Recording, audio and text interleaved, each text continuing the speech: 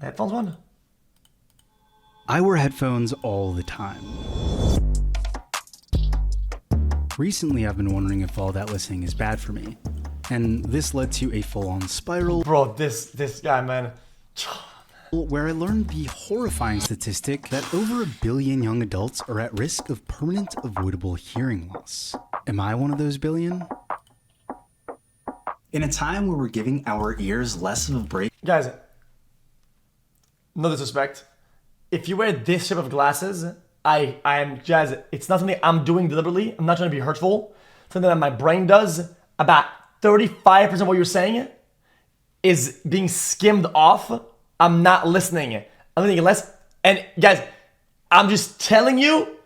It's what my brain does. If you don't want to change your glasses, I'm gonna take more. But I'm not doing it on purpose though. Than ever before. How can we make sure that we're not losing our hearing long term?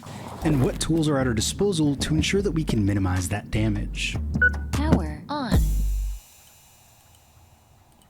Headphones are not necessarily bad. Like, you know, if you wear headphones, you're not automatically going to develop hearing loss. That's Amy Sarrow. I'm a doctor of audiology, so I often go by Dr. Amy. Dr. Amy explained to me just how fragile our hearing is. It all has to do with these tiny hair cells in our ears. So when your hair cells are healthy, they stand up kind of like a field of wheat. And when the sound comes through, it looks like a tornado has come through and they're all twisted up. If you're lucky, they're able to sort of rebuild themselves back straight up, nice and tall. But if you do that often enough, or if the sound is loud enough, the damage is permanent.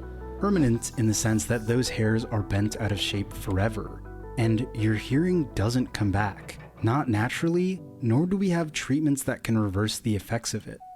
This permanent damage is caused by both duration and loudness, which is measured in decibels, and it works on a logarithmic scale. Which means if you're listening to something at 85 decibels and then you raise the volume to 88 decibels, you've actually doubled the loudness, even though it's such a small shift. And this is where things can quickly get dangerous, because we're often listening louder than we realize. A lot of times it was 110 Kai decibels viewers. or it was over 100 decibels. And it's easy to do because you turn the volume up. Chat, I have compressors on both my OBSs across the board, okay?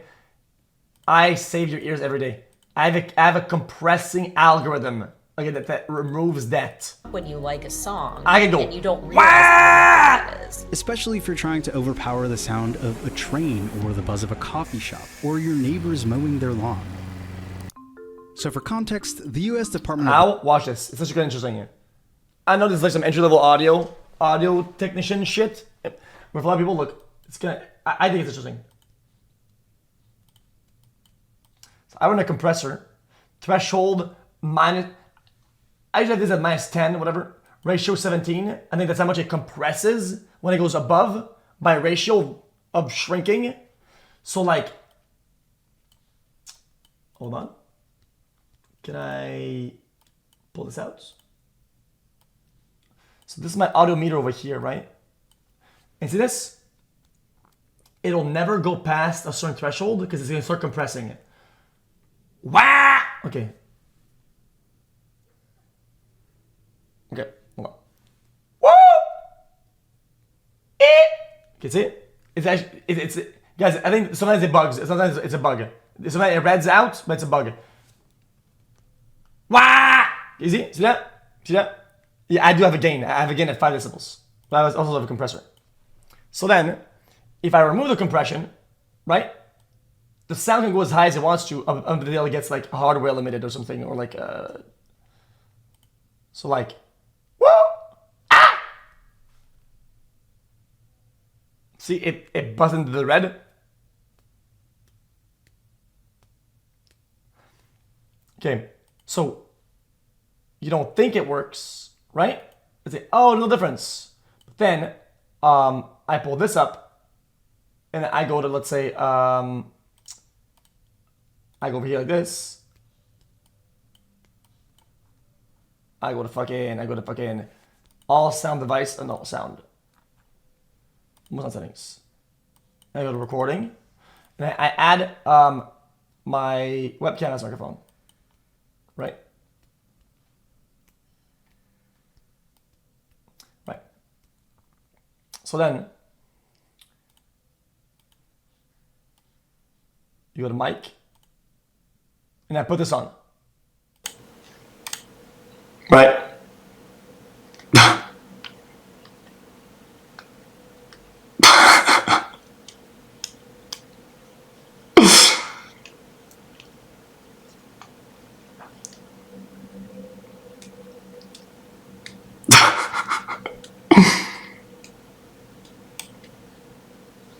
I think, oh, yeah, see? This is not as bad on. No, see? Now it's compressing a lot earlier. See that? So now it starts compressing way early, right? And it compresses more. So it's not like burning your eardrums. See it? Look at that cool? Even if I were to yell at this much, I'll lower it like even more. So it starts earlier. Even this mic is, even if I yell, it starts so early that it's like it shouldn't get there.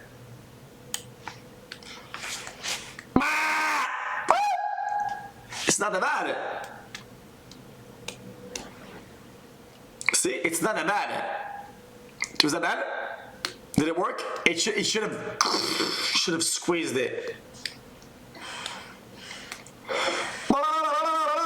Okay, now what do you do?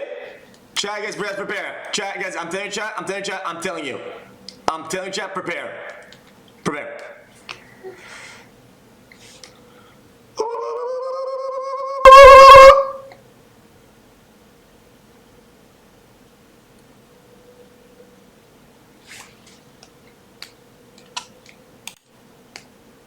How bad was that?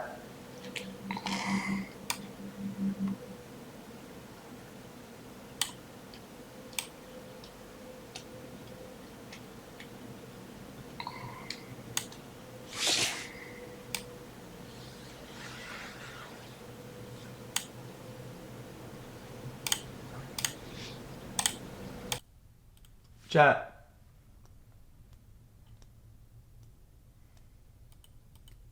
How much guys, is it back to the normal numbers here or not? 9.8 on the what?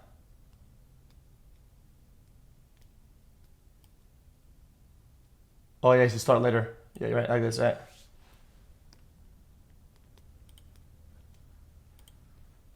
Is that kind of cool though?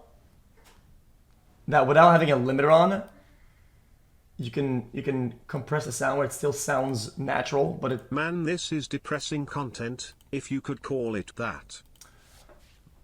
Hey man, I'm teaching chat about some audio thing. Hey man. You know what was depressing? What was depressing?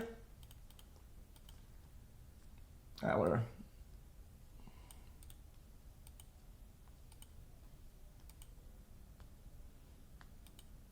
Well, you're an idiot. I don't sound different just because the thing changed. Monday. It's triggering me. You sound like you're about to record my Is it that bad?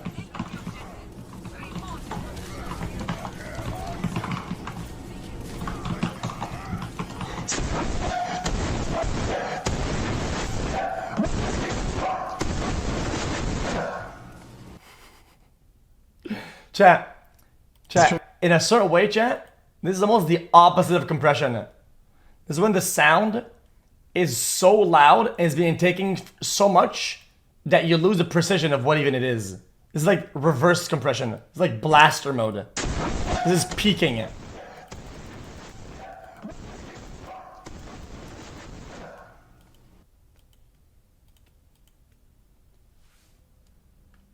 You know what's interesting? Here's a little bit of here's some lore.